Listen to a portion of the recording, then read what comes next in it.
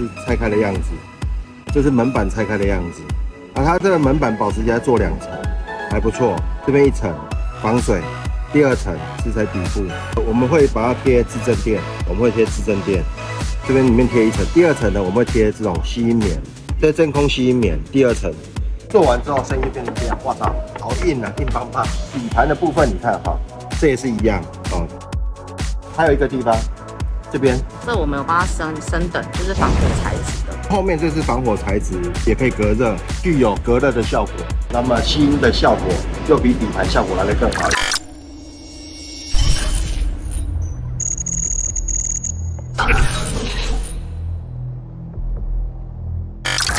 今天介绍这台保时捷758 Spyder， 这台车呢是第2次来，第1次它来呢，它是升级的这个前后防护罩，这边有个防护罩，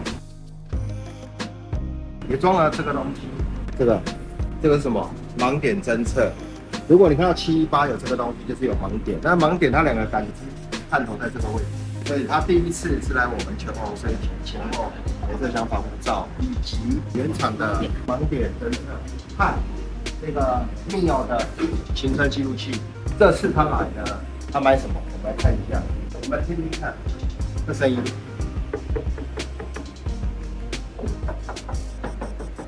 这声音不一样吧？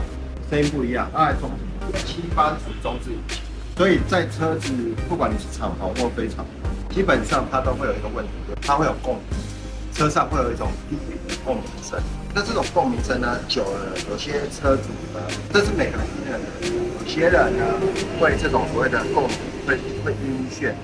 我们台中有拍过一台红色，它也是做完之后，透过一些仪器的测试。这个效果非常好，所以我们对这个非常有自信。那它怎么做呢？我先跟大家分享一下啊。它当然不是只有来做这个，我们还有第2个商品来介绍。这是拆开的样子哦，这是拆开的样子，这是门板拆开的样子。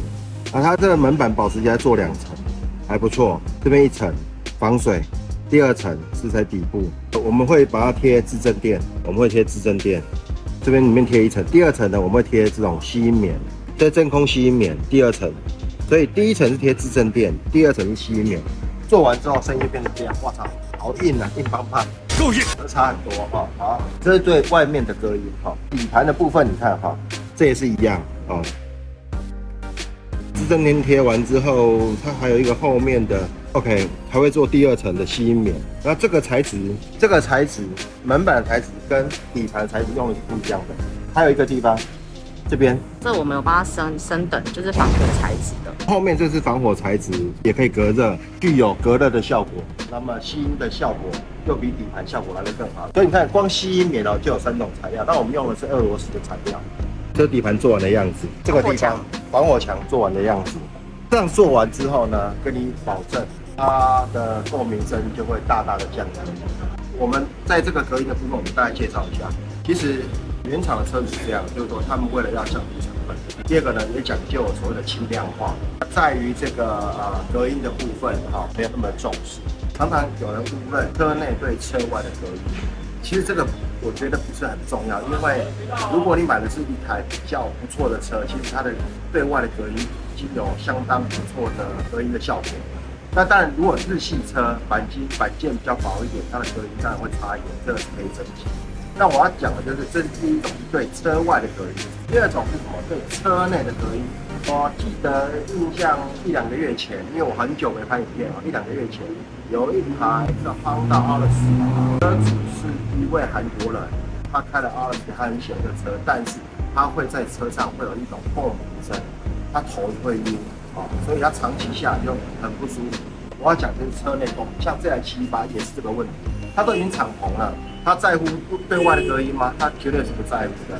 重点是车内就会有一种共鸣声，这时候呢，你如果有车内隔音的问题，可以来找我们，我们知道怎么来帮你解决，用什么样的材料，在哪个部位应该怎么来施作，来解决你的这种所谓的车内共鸣的部分。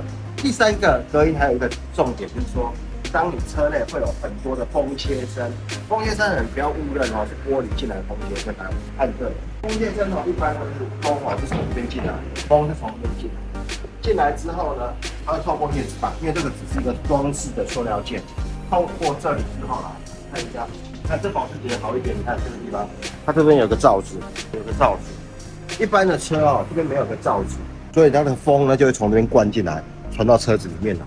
那你看这保时捷这已经有做这个罩子，虽然它的密封没有很好，但是已经实现了隔音风切声的效果，就会比别人来的要强，所以一分钱还是一分货。好，这是隔音的介绍哈。第三个我们今天要讲就是开保时捷哈，音响真的是不用忍耐的听，它装这一套柏林音响。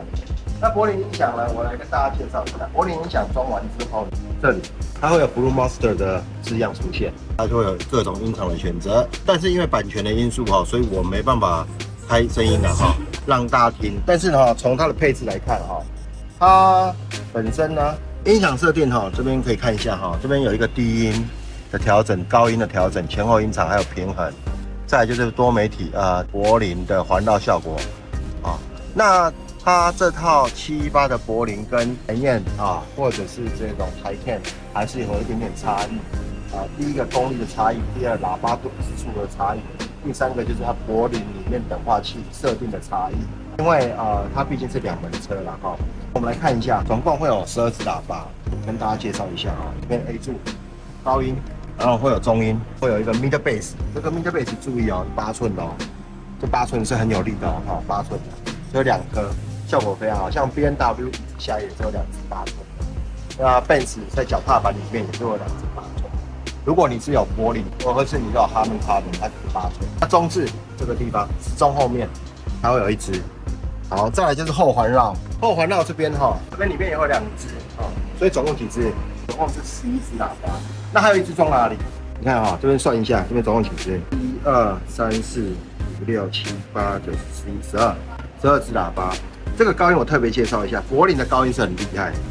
它在柏林的高音是气动式高音它装完整这个样子，它跟我们一般的高音不太一样，所以我听起来保时捷的柏林的高音是很细致、很脆这个很值得推荐原来这是气动式高音，这种高音的结构更不一样。那你再看它后面的高音，对它前后高音是不一样的就是刚刚说的后面4支喇叭，拖拉器是装在这个位置这是座椅下面，还多一支超低音这支超低音装哪里？这个我们工程师说很多人不知道叫我不要说了那我们就保留这支超低音安装的位置，因为很多人不知道怎么来升级这个柏林。同时呢，如果是你已经有911或者是718的车，很多人都不知道这个低音在哪里。那再来就是它低音知道位置了，他也不知道它线路怎么做。